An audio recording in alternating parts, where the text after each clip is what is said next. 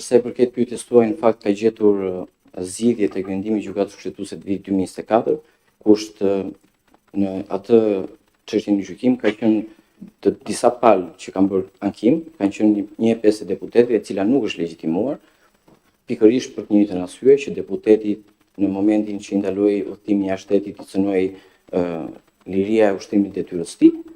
Ndërkohë, qëndrimi që ka mbajtur gjykata kushtetuese është që kjo duhet të ushtrohet nëpërmjet aktit individual përpara gjykatës kushtetuese, jo nëpërmjet një TPS-së së deputetit. E njëjta analogji vlen edhe në rastin tjetër, pra duhet të jetë një ankim individual për sa i përket ndalimit të udhëtimit jashtë shtetit dhe nuk legjitimohet sipas praktikës gjykatës kushtetuese Këshilli i Ministrave ose kryeministri që ta ngrihen përpara gjykatës të fakt. Faleminderit.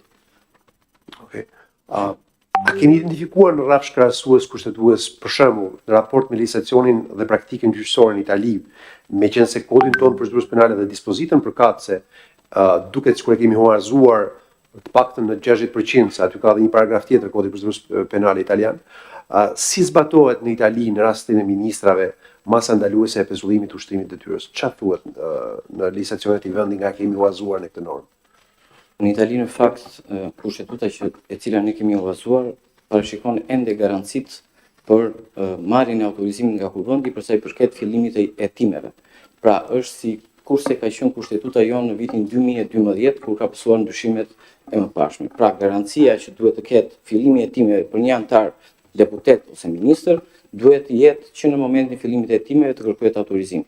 Masat e sigurisë nuk mund të merren gjithsesi. Faleminderit. Okej.